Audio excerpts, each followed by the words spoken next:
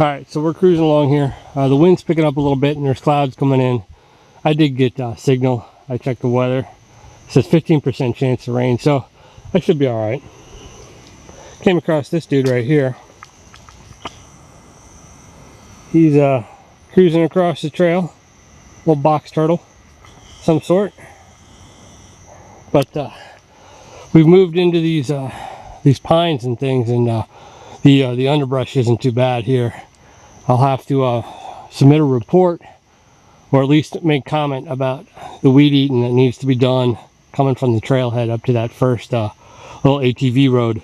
It's important that if you go out and hike these sections, put in a trail report, even if there's nothing to report other than the trail is good and there's no trees, because it helps us know where to put our assets.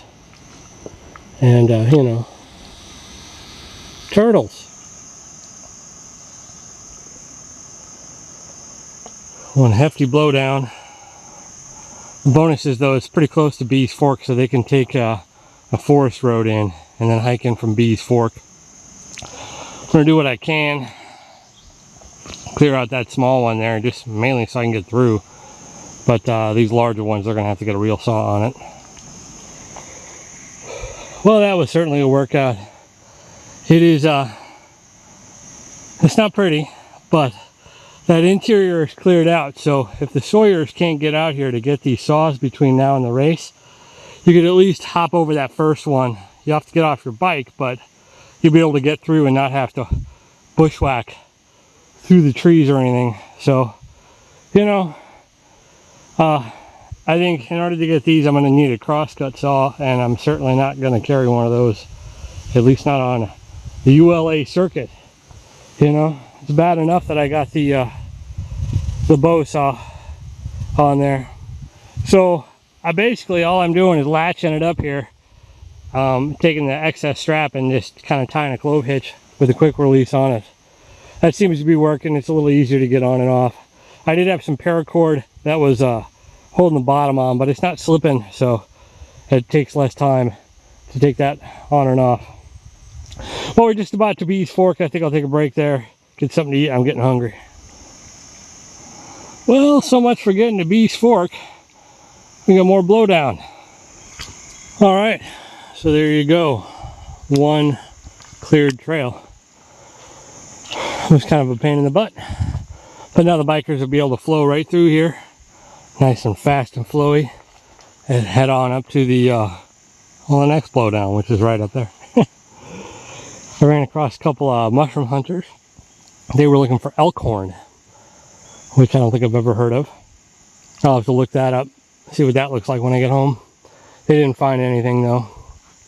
So so far that's the only folks I've seen besides the spiders. So off to Bees Fork.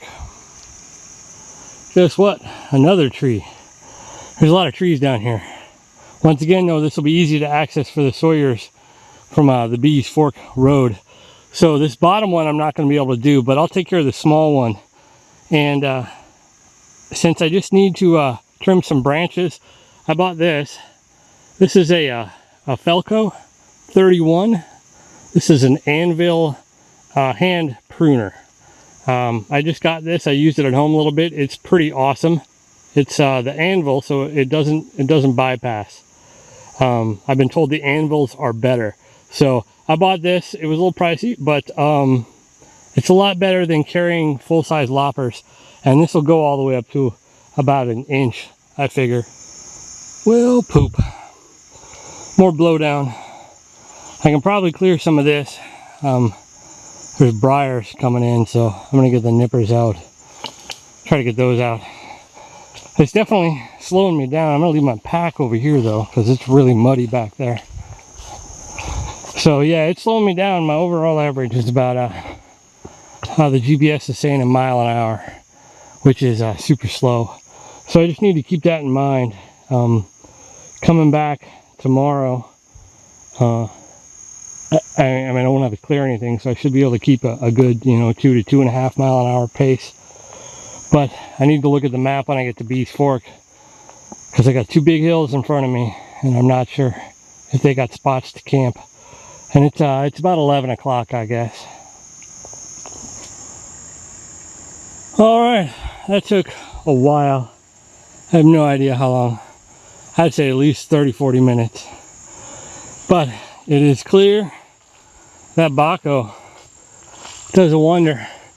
We have this large hanger right there. I ain't messing with it.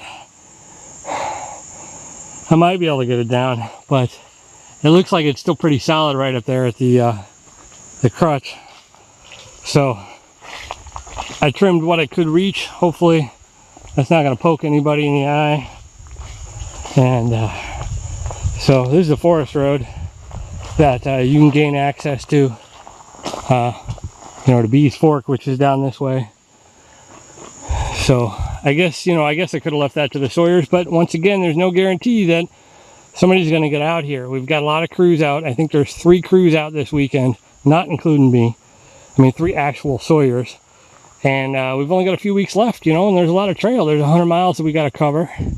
And we're all volunteer based, you know, and there's other events going on. We got Trail Town going on down in Eminence today as well. So that's a lot of fun.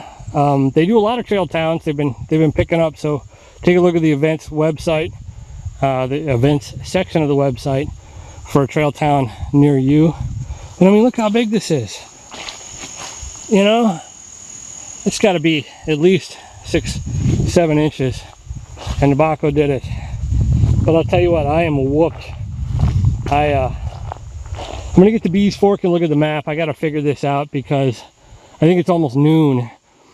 And those big mountains are a pain, and it may be better for me to head back to Sutton Bluff, quick and easy like, get in a car and drive around to one of the other access points and start from there and come in. It's just those 2 mountains are really hard. There's no roads that get to them, so that's why I was hiking it. But I don't know, maybe I just need to mark stuff and leave it for the Sawyers. We'll see. I just don't want to get caught in a spot where I have no place to camp tonight. That's the biggie. But it's clouded up and it's a little bit breezy, and so the weather's not too bad. Well guys, I made it to Bees Fork. There was another blowdown. It wasn't too bad. I moved the stuff out of the way, but there's still another chunk in the middle that I can't move myself. I gotta get it cut. It's too big. Oh, I'm exhausted. It's noon and I've made it like 4 miles at the most. Not even halfway. So I gotta look at the map, although I did forget the map.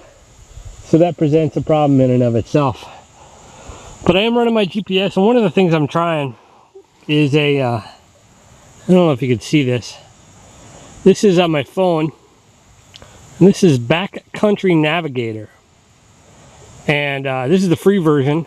I was just kind of trying it out, and I'm running a track on there. You see the little lines and all that. And I wanted to see how the track compared to the Garmin Dakota 20 that I have. Now, the maps that I have on this are the Cal Topo 25Ks, and the maps that I use on the Garmin are the 100Ks.